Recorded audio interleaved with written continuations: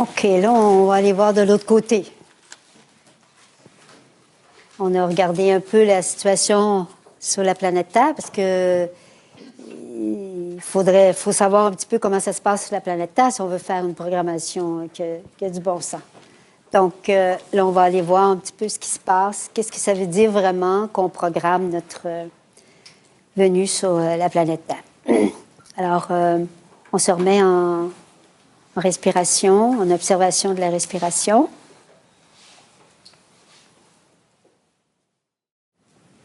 Je vais commencer par un tout petit passage de la source, une communication de la source qu'on a reçue, puis qui, dans le ton de ce qu'on parle aujourd'hui.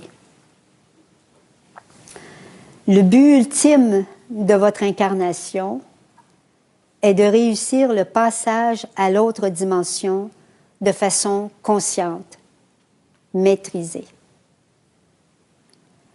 Le but de votre existence est simplement de vous permettre d'évoluer de façon saine vers la prochaine dimension d'existence terrestre. Ça a l'air que c'est la même chose pour tout le monde. Et ça a l'air que le plus important, c'est d'être capable de faire le passage dans l'autre dimension de façon consciente. Donc, on fait marche arrière, on est dans l'autre dimension.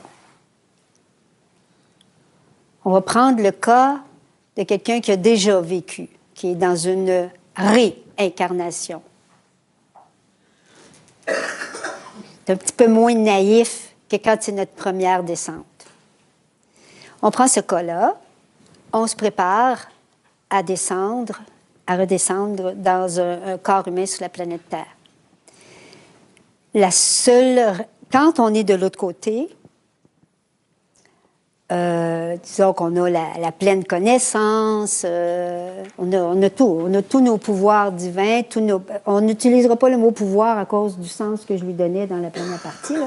On a tous nos attributs divins, on est dans notre pleine puissance, et si on considère que on a fait le choix de rester attaché à la source pure à 100%, donc on se prépare à descendre sur une planète, et sur la planète Terre. Et qu'on regarde avec nos loupes, puis on voit ce qui se passe, parce qu'évidemment, on peut voir ce qui se passe de l'autre dimension. Alors, je vous pose la question, qu'est-ce qui peut bien donner le goût à quelqu'un qui est en pleine possession de tous ses attributs divins? Qu'est-ce qui peut bien lui donner le goût de descendre dans un enfer comme la Terre? Je vois des beaux grands sourires. Mais il y a d'autres places où aller. Oui, mais là, on est dans le cas où on est en train de se préparer à revenir sur la planète Terre. Puis je dis bien revenir, parce que passe encore si c'est la première fois. Ben voyons donc, c'est pas si pire que ça. Moi, allez voir, moi. Mais là, on le sait, on revient sur la planète Terre. C'est sûr qu'il y a plein d'autres endroits. Et c'est sûr et certain qu'on a vécu des incarnations sur d'autres plans, si on n'est pas au dernier né, là, de la dernière pluie. Là. Et c'est sûr et certain qu'on va aussi revivre d'autres expériences ailleurs. Mais là, on fait le cas. Sais-tu que c'est toi qui as programmé ta venue sur la Terre? Alors, je vous repose la question, qu'est-ce qui peut bien nous donner le goût de descendre dans cet enfer? Ça n'y aurait pas une espèce de prétention derrière ça? De prétention? Oui, bien, d'arriver à atteindre nos objectifs. Ah, tout, je crois pas. Je crois pas parce que là, on est dans notre être de lumière. Là. Il n'y a pas de personnalité là-dedans. Là. Donc, il n'y a pas de prétention, là. OK? On est l'être de lumière, puis on est dans le choix de rester collé à la source pure, à 100%. Donc, dans ma conception, dans ma compréhension, là, je ne verrais pas ça de la compassion, non, pas de la prétention. De ce que j'ai compris, là, la seule possibilités dans lesquelles je me vois de dire, OK, j'y vais, c'est l'amour inconditionnel.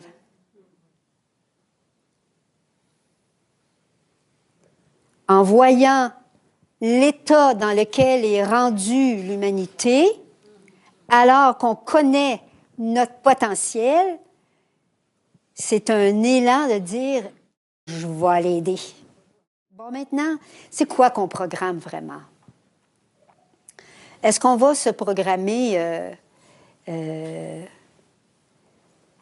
les moindres détails de notre quotidien?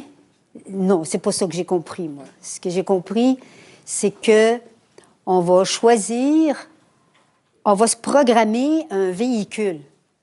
Et là, ce qui peut aider beaucoup, beaucoup, parce que je ne pourrais pas m'étendre trop longtemps là, sur le sujet, mais si vous ne connaissez pas Bruce Lipton, c'est à connaître.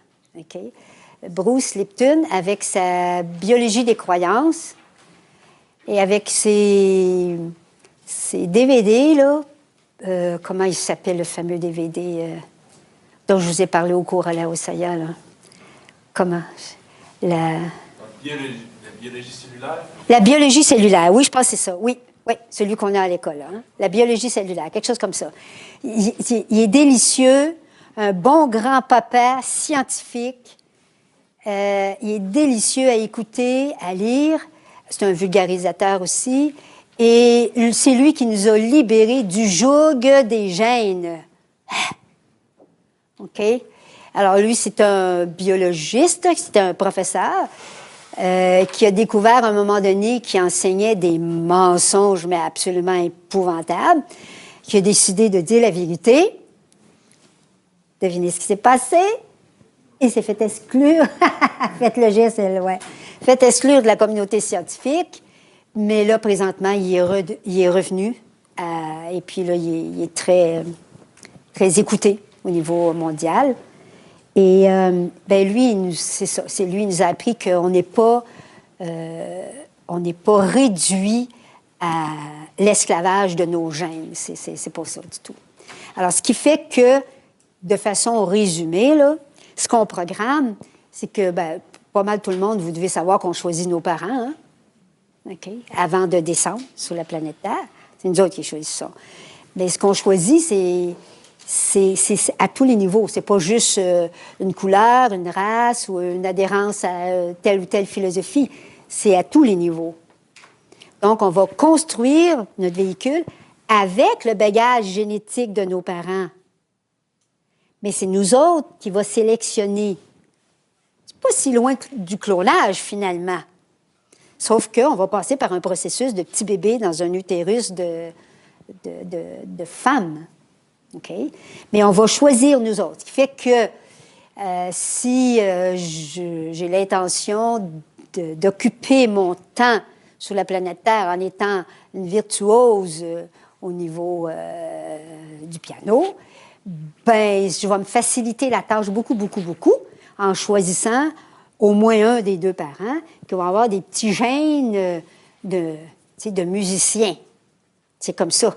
C'est pas un hasard. C'est pas parce que mon père il était musicien que moi, je suis obligée d'être musicienne. C'est l'inverse. Je suis allée me chercher un bagage génétique pour être capable de fonctionner puis de faire ce que j'ai le goût. Parce que ce qu'on fait sur la planète Terre, ça n'a aucune espèce d'importance.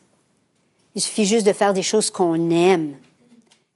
Donc, la seule chose qui est importante, c'est pas ce qu'on fait comme activité, c'est le but ultime de votre incarnation, c'est de réussir le passage à l'autre dimension de façon consciente, maîtrisée.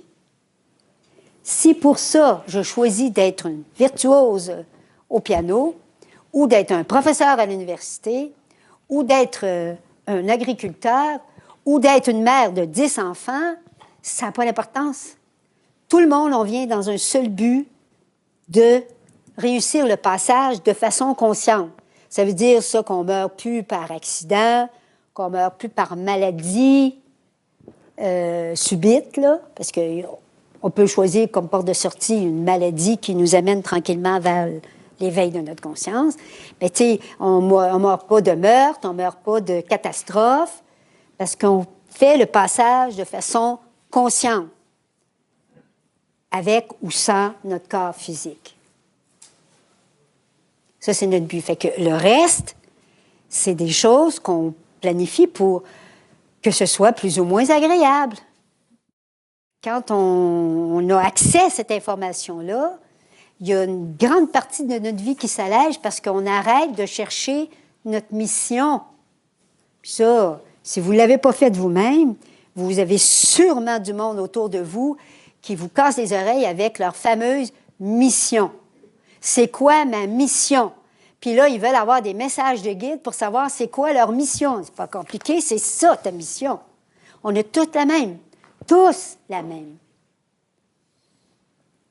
Mais on peut choisir des activités qui vont aller plus avec le véhicule qu'on s'est programmé. Alors, c'est vraiment un véhicule qu'on programme.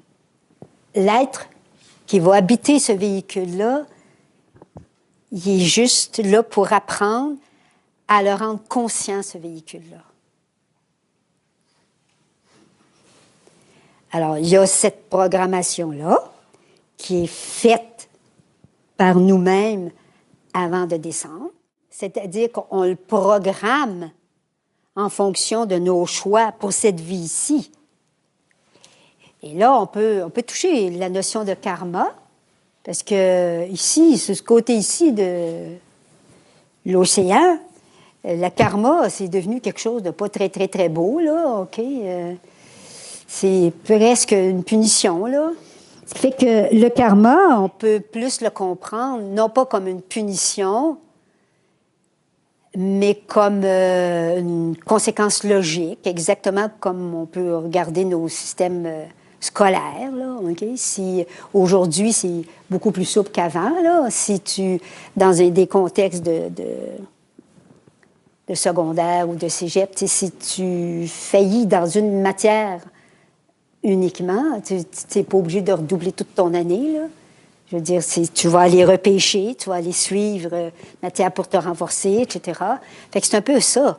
Le karma, c'est juste qu'on n'a pas terminé nos classes, puis on revient dans notre programmation avec quelque chose à terminer ou à dépasser. C'est pas une épée de Damoclès qui nous pense, c'est ça, au-dessus de la tête, là. Ça fait partie de nos programmations. On n'a pas fini notre programme de mathématiques 101. Ça fait que même si on est rendu en 300 au niveau du français, bien, on va inclure ça dans notre vie, dans la vie qu'on se programme. Bon, petite parenthèse par rapport au karma. Alors, on se programme en fonction de ce qu'on veut venir vivre, de l'expérience qu'on veut vivre, mais il ne faut pas oublier qu'on rentre dans un véhicule qui est codé. Codé de façon automatique, heureusement, parce que si notre vie dépendait de notre conscience à respirer, il n'y aurait personne dans la salle ici. Donc, c'est pas tout diabolique le fait qu'on soit codé automatique. Notre respiration est automatique. La circulation du sang est automatique. La digestion est automatique. Il y a beaucoup de fonctions dans notre corps qui sont automatiques. Il y a aussi énormément d'intelligence parce que juste le nombre de quantité d'opérations que fait une cellule dans une journée, ça dépasse tout ce qu'un ordinateur est capable de faire. Tout ça, ça fait partie de notre bagage héréditaire. C'est là, c'est programmé. Sauf que quand c'est vécu au niveau basique, automatique, bien là, on est des robots. On est seulement des robots. Et le but de l'incarnation, c'est de faire le passage conscient. Mais pour faire le passage conscient, il faut que j'éduque ma matière tout au long de ma vie à devenir consciente, à sortir des codes automatiques. Quand j'arrive à rendre ma matière consciente, il y a bien des chances que là, je sois identifiée à l'être que je suis et non plus au véhicule que j'habite. Le fait d'être dans un véhicule codé automatiquement, ça fait qu'on s'identifie. Et comme c'est une merveille, c'est déjà pas si mal de s'identifier à un corps humain. C'est une merveille de création.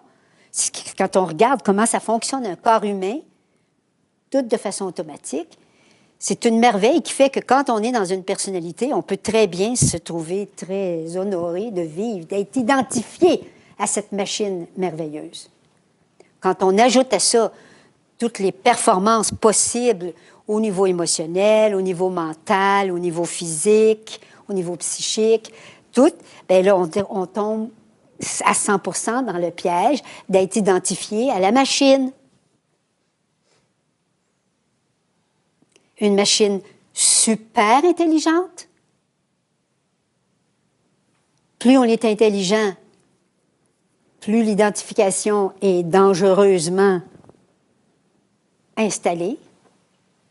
Plus on performe au niveau humain, plus on est dans le piège d'être identifié à notre véhicule plutôt qu'à l'être. Oui, correct. Comment un être de lumière, au moment où il fait le choix, peut choisir de s'incarner dans un corps comme genre, pour en nommer un, éclair? C'est pas une expérience le fun. OK. Là, je vous parlais à vous autres. Je reviens au tout début de la conférence. De l'autre côté, c'est la même chose que sur la planète Terre. Il y a du monde qui veulent rester, qui font le choix de rester collés à la source d'amour pur à 100%. Puis il y en a au moins la moitié, mais c'est ridicule, là, il n'y a pas de pourcentage, là.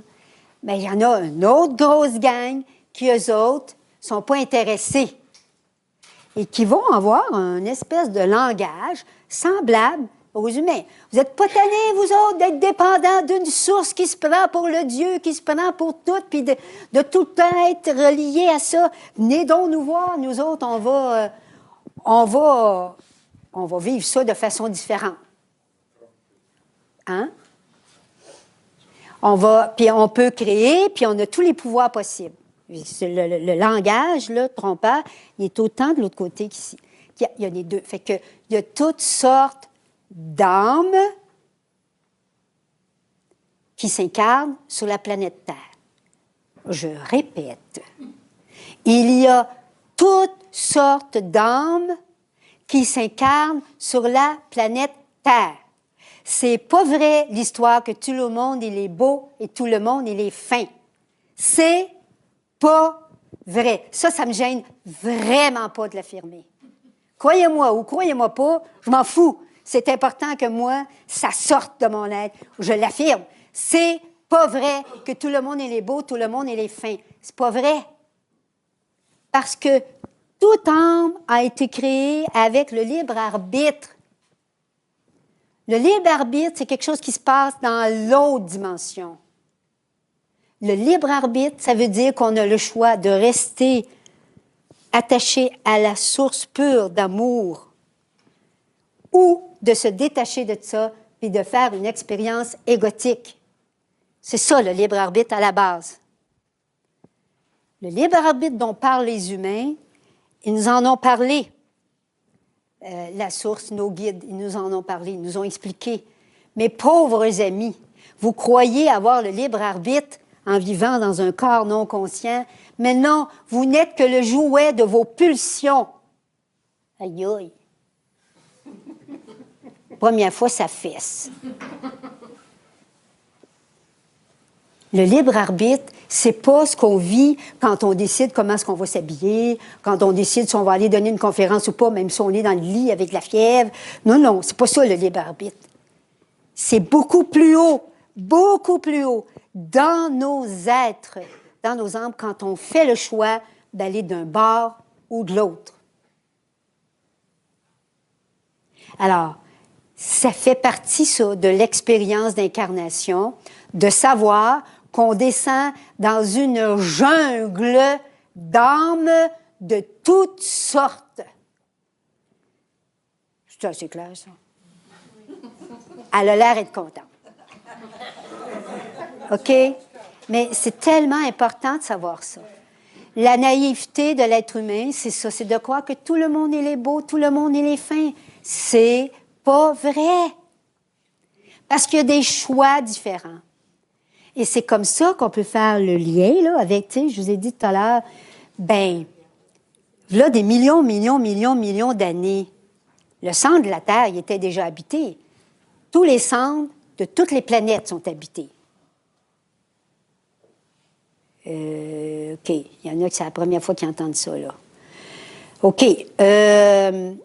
C'est ça. C'est que c'est scientifiquement prouvé aujourd'hui qu'une planète ne pourrait pas tourner dans l'espace à la vitesse que ça tourne si elle était pleine parce que ça exploserait.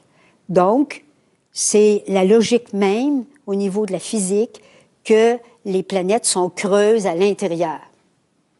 Toutes les planètes.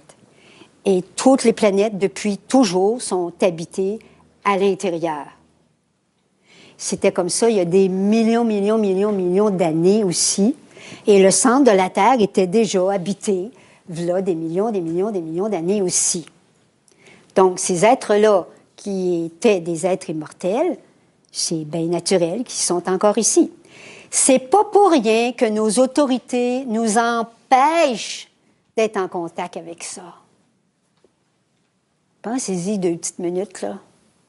Pourquoi est-ce que c'est si caché que les 2 extrémités, pôle nord et pôle sud, c'est des extrémités qui nous permettent d'entrer? Pourquoi c'est si caché? Pourquoi qu'on peut pas tout naturellement avoir accès à ça? Ils sont pas fous. Ceux qui veulent pas qu'on ait accès à ça, ils savent que c'est des reptiliens qui sont là. Puis, pas les méchants. Ah! Ceux qui avaient, au début, là, créé le véhicule humain, puis qui en prenaient soin, puis qui prenaient soin de toute la vie florissante sur la planète Terre à ce moment-là. Ils sont encore là. Ils ne sont pas tout seuls, parce que les humains aussi sont descendus là-dedans. Ça, c'est dans la Terre creuse. Mais entre la Terre creuse puis la surface où on vit, il y a une croûte terrestre. Ça, c'est pas juste de la roche. Il y en a du monde là-dedans. Il y en a beaucoup. Et là, c'est pas tous les gentils qui sont là. Il y avait intérêt à se cacher. Parce que, vous savez, c'est pas tellement le nombre qui fait qu'on est dans un état de soumission sur la planète Terre. C'est l'ignorance. Ils ne sont pas si nombreux que ça. C'est l'ignorance qui fait qu'on reste endormi. Bon, je ferme la parenthèse et je reviens à... Il y a toutes sortes d'âmes qui s'incarnent sur la planète Terre. Et quand on descend, on le sait qu'on s'en vient dans une jungle. Ça fait partie de notre compréhension de l'incarnation. Évidemment, quand on arrive dans le petit fœtus, puis qu'on oublie tout ce qui concerne notre passé à nous, inévitablement, on oublie le reste. Ça va avec l'expérience d'incarnation. En oubliant ça, comme notre nature profonde, je m'adresse à vous, comme notre nature profonde, c'est de rechercher l'amour et de retrouver notre source, ben, tant qu'on reste dans la naïveté que tout le monde est beau, tout le monde est fin, ben, on se fait avoir des centaines de fois pendant notre vie. Je fais une petite pause pour voir s'il y en a qui ont des questions qui les étouffent. Oui. Est-ce que je comprends qu'au moment, avant de choisir la réincarnation sur Terre, on a d'autres choix possibles? Vous avez parlé de d'autres lieux possibles, de d'autres planètes possibles, mais est-ce qu'il y a d'autres genres de choix qu'on pourrait faire? Oui, oui. Mais ce que j'ai compris, moi, c'est qu'une fois qu'on est impliqué dans un processus d'incarnation sur la planète Terre, ben, on va le mener jusqu'au bout.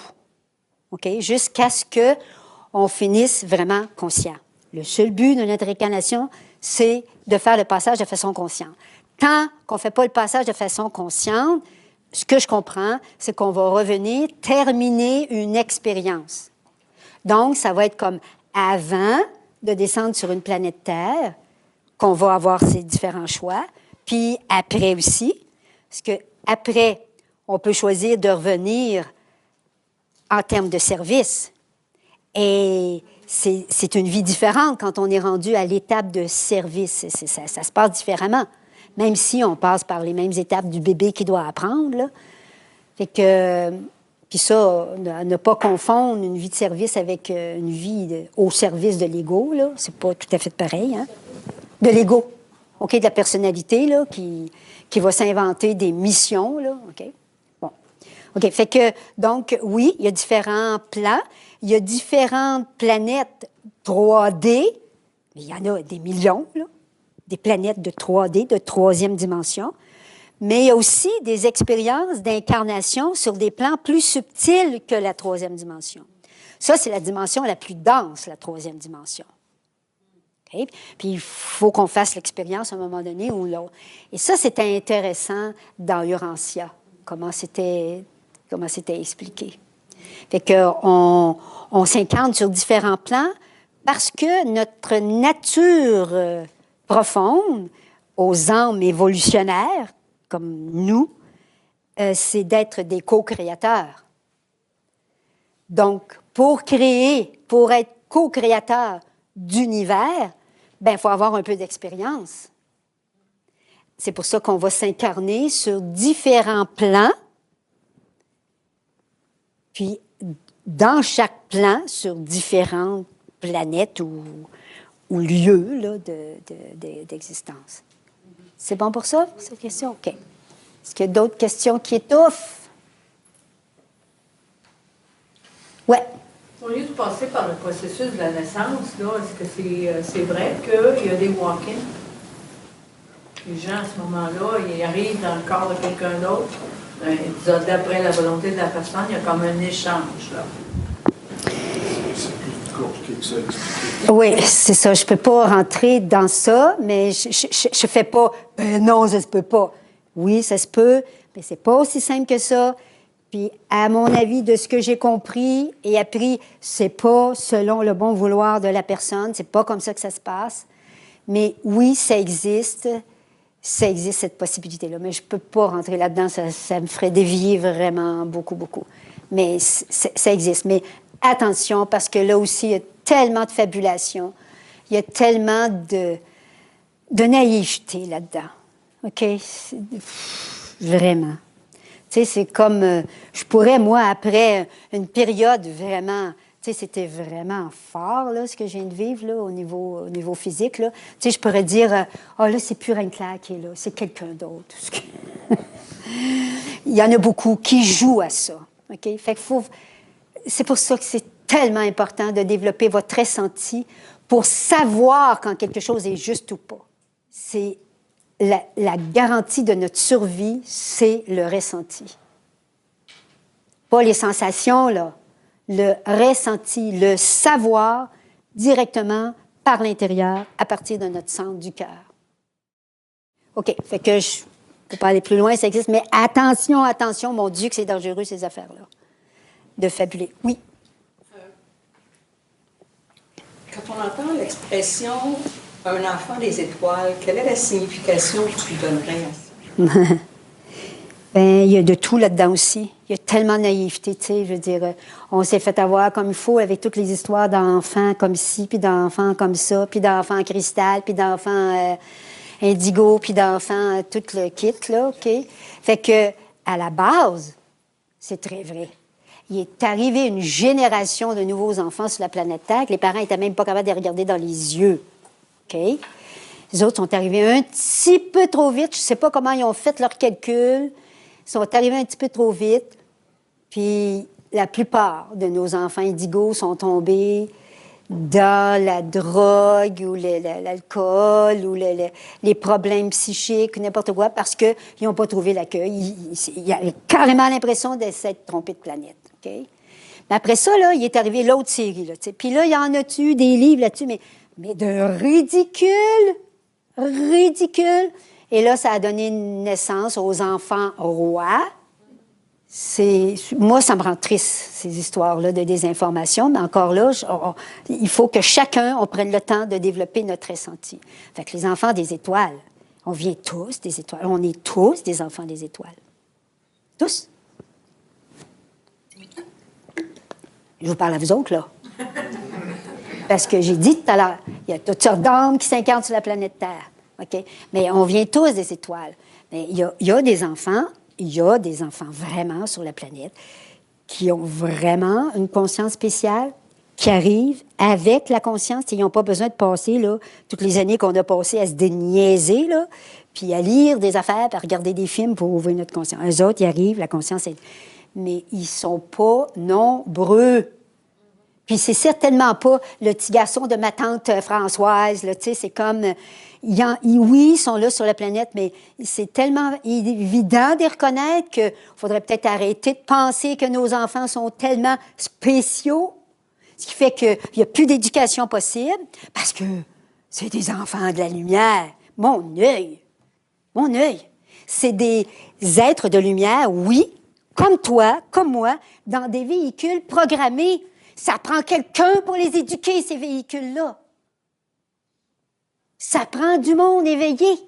Ça prend des consciences éveillées pour les éduquer, ces véhicules-là, pour pas qu'ils attendent d'avoir 50 ans pour lire des affaires comme ça, puis comprendre que le seul but de notre visite sur la Terre, c'est de faire le passage conscient. Quand ils savent, quand ils l'apprennent depuis 4 ans, 5 ans, 6 ans, il y a des chances que la planète tourne mieux, bien plus rapidement, OK? Faites l'exercice. Allez-y dans les librairies, là. Prenez-les les livres des enfants, là, qui parlent des enfants, là. Puis sentez-les, mettez-les dans vos mains, là. Puis sentez ce que ça fait. Goûtez. Apprenez à goûter la saveur de la désinformation. C'est tellement important. Tellement important.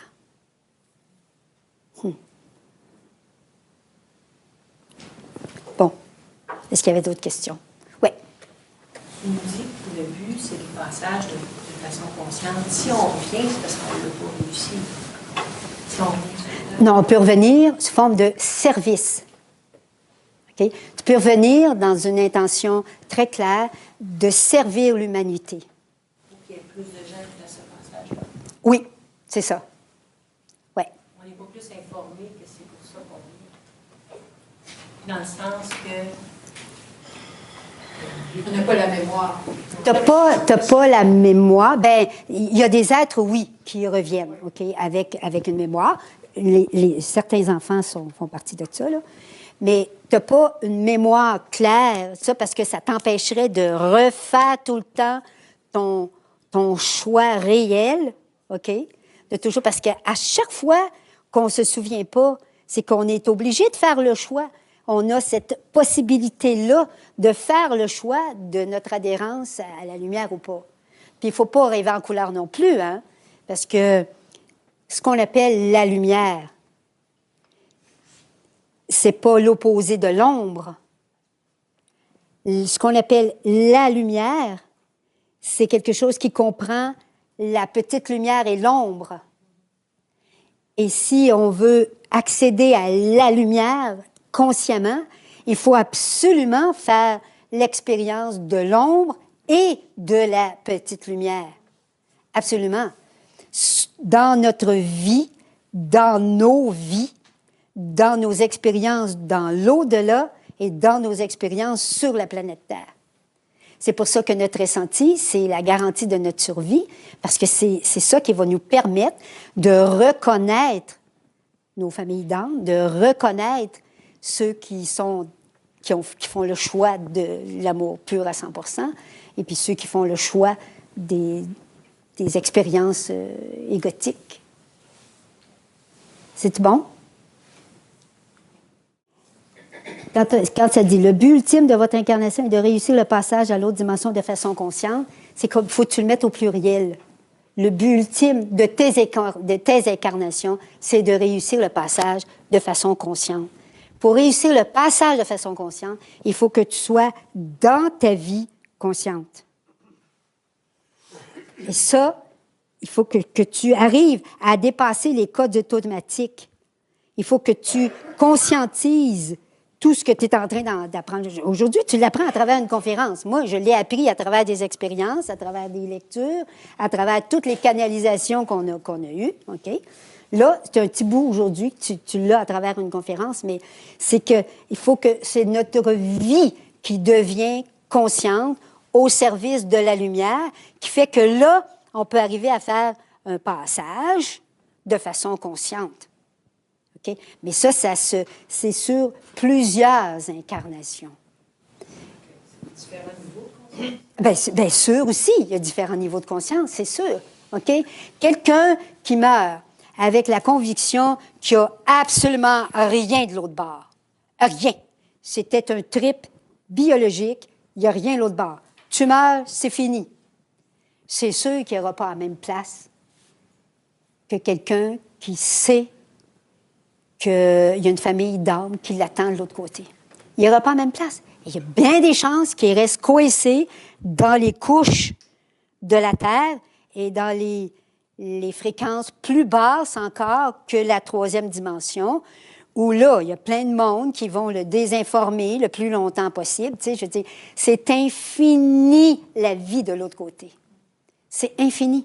Et infiniment plus complexe que sur la planète Terre. C'est pour ça que le plus vite on devient conscient pendant notre vie, mieux on peut préparer notre passage et atterrir à des endroits qui vont favoriser encore plus l'éveil de notre conscience et un retour de plus en plus harmonieux sur la planète Terre. Là, ça va mieux. OK. OK. Est-ce que c'est bon pour les questions? OK. Donc, il me reste du temps? Un petit, oui. OK. On va respirer un petit peu. On va boire un petit coup. Oui. Il y a comme la bascule là, de l'inconscient au conscient. Et des fois, en tout cas, je réalise qu'elle se fait des fois à un gros pourcentage. Puis il y a une journée où, à un moment donné, oups, ça prend le bord, puis oups, ça revient puis qu'à chaque fois ça revient de plus en plus fortement. Mais c'est-tu normal que, c'est même pas une question, c'est plutôt, pas de me faire assurer, mais c'est comme on dirait que plus ça va dans le conscient, moins il y a d'inconscient, mais quand je suis dans l'inconscient, de façon inconsciente, bien là, je suis vraiment malheureuse, je suis vraiment pas bien. Oui, il y a deux choses qu'on peut dire là-dessus. C'est que plus on devient conscient, moins on est capable de supporter l'inconscience. OK? Mais là-dedans, beaucoup de prétentions spirituelles qui peuvent s'installer là-dedans. OK? Mais c'est un fait. Puis c'est comme ça à tous les niveaux. Hein? Si on regarde, tu sais, au niveau de l'alimentation, là, OK? En bon québécois, là, ceux qui ont la même couleur que cheveux de moi, là, derrière leur camouflage, là, en bon québécois, on a été élevés au bacon, la saucisse, puis les patates, puis du sucre. OK? Puis bon, on était en bonne santé, hein? Je n'étais pas si pire que ça. Carnivore au bout, bien, c'était correct. Mais là, quand la conscience s'éveille sur la bonne alimentation, sur l'importance de quitter la viande, sur le végétarisme, sur le crudivore, sur le pranisme, wow! Là, la conscience s'ouvre, veut pas, qu'on soit intéressé ou pas, ça a des effets dans notre corps. Puis là, tout à coup, ce qu'on a mangé toute notre enfance, là, on n'est plus capable. Là, ça passe plus, là. Pourquoi? Pas parce qu'on vieillit. Non. Mon père, il a mangé de la graisse de bine, puis du coke, il s'est nourri au coke, puis il allumait ses cigarettes une après l'autre. Il a vécu jusqu'à 83 ans. C'est pas une question d'âge qui fait que là, on ne peut plus l'endurer dans notre corps. C'est une question de conscience. Ce que mon corps endurait avant dans un climat de totale inconscience, aujourd'hui, il ne peut plus. Il ne peut plus endurer. Plus la conscience s'éveille, moins l'être est capable de supporter l'inconscience. Ce qui fait que quand on joue là-dedans, là, on a des moments de conscience puis des moments d'inconscience, bien, on a l'impression de descendre toujours de plus en plus bas quand on bascule dans l'inconscience, alors qu'on n'est pas juste plus bas. On n'est pas plus bas nécessairement, c'est qu'on est plus conscient que là, on est dans l'inconscience. OK?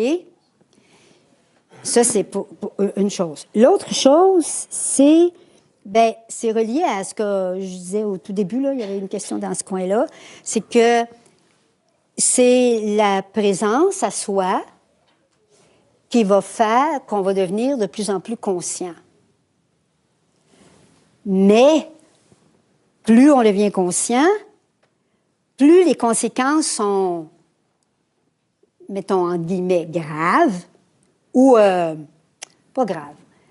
Plus les conséquences sont fortes, intenses, quand on n'y est pas dans la conscience. Parce que avant de connaître l'influence de la conscience collective, hein, on ne sait pas c'est quoi la conscience collective. Si on pense comme nos parents ou on ne pense pas comme nos parents. On a été éduqués, on a des croyances, on a des définitions, on a des tabous, tout ça, ça fait partie de la conscience collective, mais on ne le sait pas. On sait juste qu'on est d'accord avec nos parents ou bien non, on n'est pas d'accord avec nos parents. On ne sait pas que c'est toute la même chose, être d'accord ou pas d'accord, que ça fait partie de la conscience collective. On ne sait pas ça. Mais quand on commence à le savoir, quand on commence à comprendre qu'à chaque fois que je ne suis pas dans ma présence, je suis automatiquement sous l'influence de la conscience collective, tant qu'on ne sait pas ça, non, c'est pas ça, je n'étais pas rendu là, j'étais rendu à, quand on commence à savoir ça, mais là, on ressent plus l'effet dans notre matière physique, émotive et mentale, on ressent plus l'effet quand on s'y retrouve dans la conscience collective. Et tout est une question d'éveil de conscience. Plus on s'approche de notre essence, moins ce qu'on est, l'âme qu'on est capable de supporter les moments d'inconscience. Que ce soit sur le plan physique, alimentaire, sexuel, sommeil, émotionnel, peu importe. Ça répond-tu à ta question? OK. Ouais. Moi, j'ai eu le sentiment, il y a une certaine, pas contagion, mais quand j'ai été sur votre site et que je me suis assise devant vos vidéos, puis que j'ai juste vraiment pris le temps de ressentir, ça a été vraiment, il y avait le contenu de ce que vous disiez, mais ça a été surtout ça qui m'a vraiment rejoint, la présence. Oui. Et ça passe à travers l'Internet et j'ai été vraiment comme,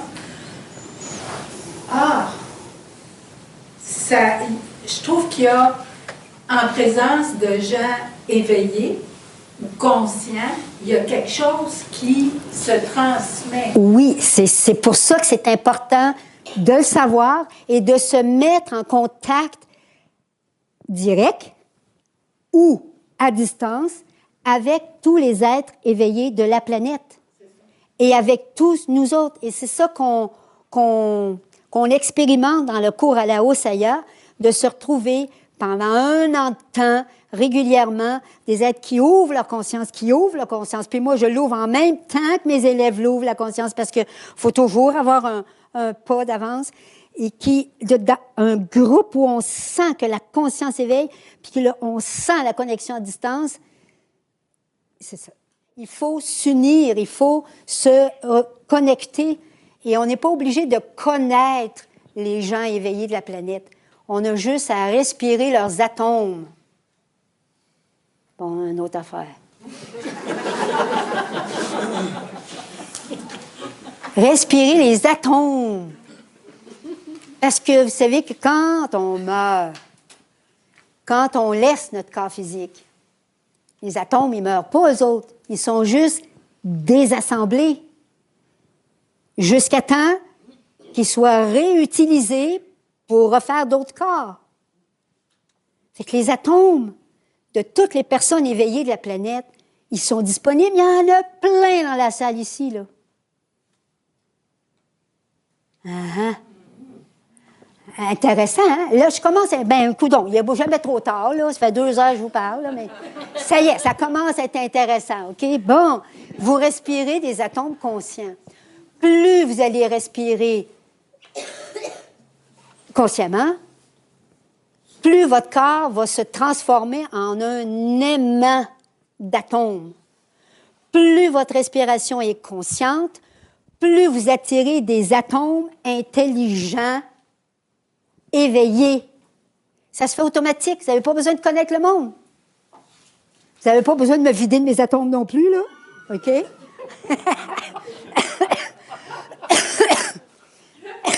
Les atomes sont là, sont disponibles. Vous êtes un aimant. Plus votre conscience s'élève, plus vous attirez des aimants, vous attirez par aimantation, vous attirez des atomes qui vont correspondre à votre capacité d'accueil de ces atomes-là. Pas compliqué, ça. Vous avez juste à vous asseoir et à respirer. Mais c'est tellement facile. Donc, on respire.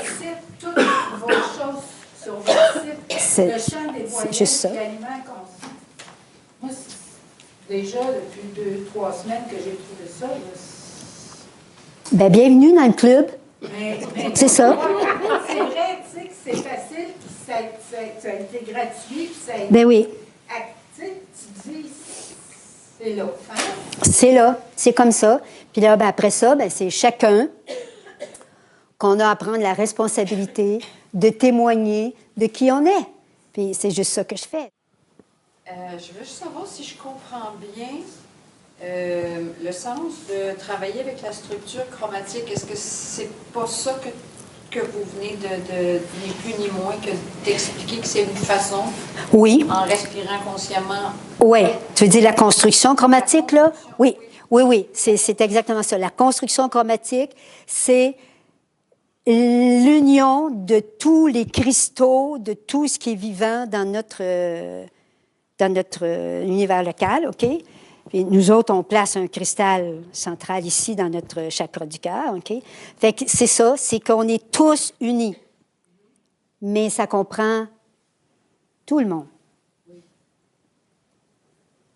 Tout le monde. Tous les êtres. Tout le monde. Ce qui fait qu'on peut être un membre passif de la construction chromatique. On est dedans, puis on ne fait rien. On est juste dedans. On peut être un membre actif, c'est-à-dire que là, on utilise notre lumière. Là, nous, on a des outils spéciaux, comme ça, par exemple, les cellules, où on va chanter pour la Terre, OK, avec des chants de transformation. Ça, on devient des membres actifs, là, parce qu'on pose vraiment une action. Mais juste de témoigner de qui on est, juste de partager ce qu'on fait. Et, par exemple, moi, en acceptant de parler en conférence comme ça, ben c'est une de mes façons d'être un membre actif de la construction chromatique. OK? Mais c'est pas juste la gang des gentils qui sont là-dedans, c'est tout le monde. Ce qui fait que si on veut vraiment que ça change sur la planète Terre, ben, il faut avoir la conscience qu'à chaque fois qu'on allume une petite lumière dans la construction chromatique, ça a de l'influence sur tout le monde. Tout le monde. Tout le monde. Sur tout le monde. Et il y en a beaucoup. Il y en a énormément sur la planète Terre qui sont coincés dans des groupements de noirceur et d'exploitation de l'être humain, et c'est contre leur volonté. Qu'ils ils ne peuvent pas s'en sortir sous peine de se faire tuer. OK? Alors, il y a beaucoup d'éveilleurs de conscience sur la planète qui nous préparent à ça. Tu sais, quand le passage, tu sais, ça va vraiment basculer, là, tous ces gens-là, là, je veux dire, on a beau être des êtres de lumière, puis avoir fait le choix d'être rattachés à la source pure à 100%, les jugements, puis les réactions, là, puis le corps émotionnel, là, chez nous autres, les êtres humains, là, c'est encore assez actif et assez fort. Hein? Ça fait que quand on va se retrouver là, face à quelqu'un qui nous a fait des choses pas belles pantoute, là, est-ce qu'on va avoir l'amour inconditionnel d'accueillir ces hommes-là? Ou si on va vouloir toutes les tuer? Hein? Il y a beaucoup d'éveilleurs de conscience sur la planète qui nous font réfléchir à ça. C'est des êtres qui sont coincés dans la matrice. S'ils ne font pas ce qu'ils font là, ils meurent. Fait qu'ils voudraient bien changer. Puis il y en a beaucoup qui nous le prouvent parce qu'ils deviennent des dénonciateurs de ces choses-là. Mais parmi eux autres, il y en a beaucoup qui meurent aussi, effectivement. Il y en a qui ont compris puis qui trouvent la façon de se protéger tout en donnant de l'information à l'humanité. Mais tout ça, ça se passe, tout ça, ça fait partie de la construction chromatique. Fait que quand tu es chez toi, là, bien tranquille, là, que tu fais juste respirer consciemment, si tu mets ça dans la conscience de la construction chromatique, que chacune de tes respirations conscientes a un effet sur l'ensemble de ce qui vit sur la planète, de ce qui vit à l'intérieur de la côte, de ce qui vit au centre de la planète et de ce qui vit hors dehors dans notre système solaire, simplement le fait de respirer consciemment dans cette conscience-là, ce qui est bien différent de faire un exercice de respiration. J'inspire 5, n'importe quoi, là, OK? Ça, c'est des exercices de respiration, mais s'il n'y a pas cette conscience d'union-là à la construction chromatique, c'est juste que vous êtes en meilleure santé, point final. Ouais. Je m'énerve, hein?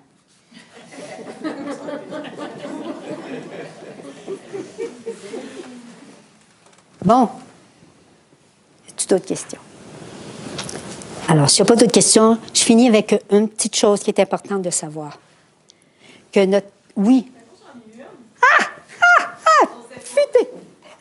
Quoi? Ben, c'est quoi que vous prévoyez, disons, pour les temps à venir? Parce qu'il y a bien des gens qui mettent toutes sortes de théories et tout ça. Je me posais la question, là. Bien, justement, je prévois rien, hein?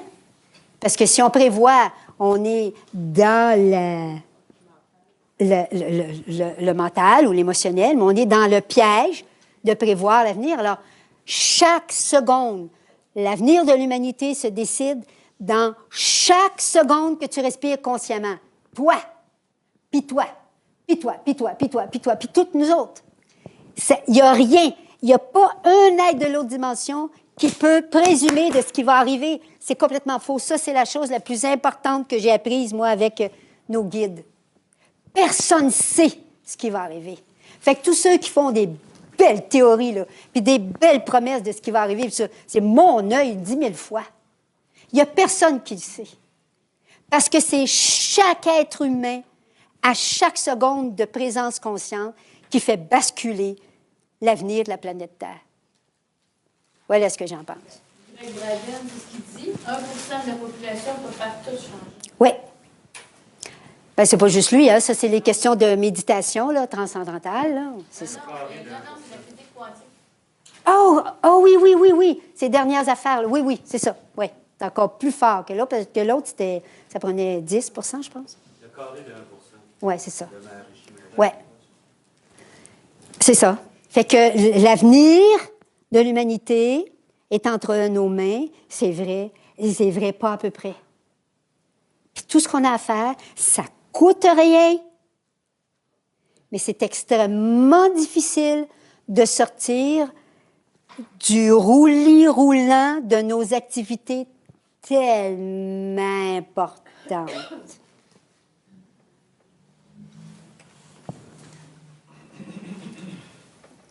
Alors, la dernière chose que je voulais dire avant la dernière question, c'est que Notre corps humain, il a été codé pour répéter sans cesse ce qui a été inscrit dans ses cellules. Puis, d'une certaine façon, heureusement, parce que c'est ça qui nous maintient en vie. Après des millions d'années d'esclavage, on est encore en vie, puis on se tient debout, puis on a encore le goût d'entendre parler de la source. Mais, ça, c'est la partie qui nous maintient en vie. Mais l'autre partie, c'est que le corps humain, il va toujours répéter, il a été codé comme ça, il va toujours répéter ce qui était inscrit dans ses cellules jusqu'à temps que le maître à l'intérieur impose une nouvelle fréquence. Et faire le passage conscient, bien, c'est pas juste de mourir consciemment, comme on parlait un petit peu tout à l'heure. C'est pas juste de dire, OK, là, je meurs, je sais, je vais m'en aller au ciel, je vais faire ci, je vais faire ça. C'est pas juste ça. C'est de changer nos codes automatiques tout au long de notre vie. Et la fameuse histoire du prana, ça n'est une façon, ça. Mais il y a tellement peu de gens qui l'ont compris. Tellement peu de gens qui l'ont compris. Que choisir de s'alimenter autrement, c'est choisir de déjouer un code automatique de la matière qui dit que si tu ne manges pas de la nourriture matérielle, tu meurs. D'officiel. C'est prouvé par la science. Si on déjoue ce code-là, on est exactement dans ce qu'on dit là. On ne peut pas transformer le corps humain sans jouer dans ces codes-là. Alors, le code de l'alimentation, c'en est un. C'est pas une obligation. C'est même pas une obligation de plus jamais manger de sa vie. Mais c'est une expérience qui libère des atomes conscients. Fait que si vous autres, là, par exemple, vous êtes bien attachés à la nourriture matérielle encore, là, vous aimez bien ça manger, là, ou que vous ne savez pas comment vous y prendre parce que vous êtes déjà maigre puis que vous savez qu'on maigrit quand on fait le processus pranique, si vous êtes là-dedans, là, ben, respirez ceux qui l'ont fait. Voyons donc. Pourquoi travailler? Pourquoi se donner de la misère quand il y en a qui l'ont fait? C'est comme ça qu'on avance en humanité. Si vous respirez les personnes qui ont fait le processus pranique, vous n'aurez pas le choix. Votre alimentation va changer. C'est évident, mais sans effort, parce que c'est votre respiration qui va vous amener à faire des changements. Et c'est la même chose pour tous les grands secteurs de la vie.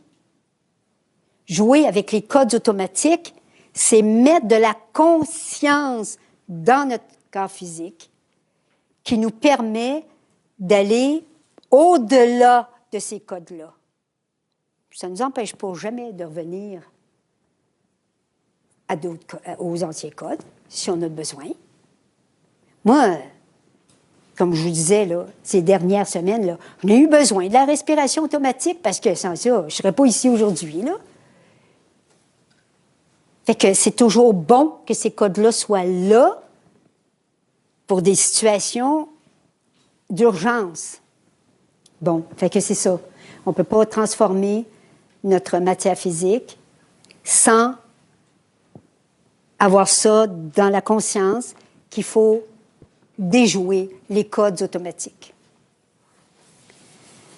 Ben voilà, je pense que vous pouvez intuitionner qu'on pourrait se parler longtemps encore, là. Mais bon, il faut mettre fin, surtout qu'il y a des gens qui vont être intéressés à rester pour entendre parler du cours à la Osaya, à recevoir l'information, puis tout ça. Donc, s'il n'y a plus de questions, on va terminer la conférence là. OK? Alors, merci beaucoup, Inter.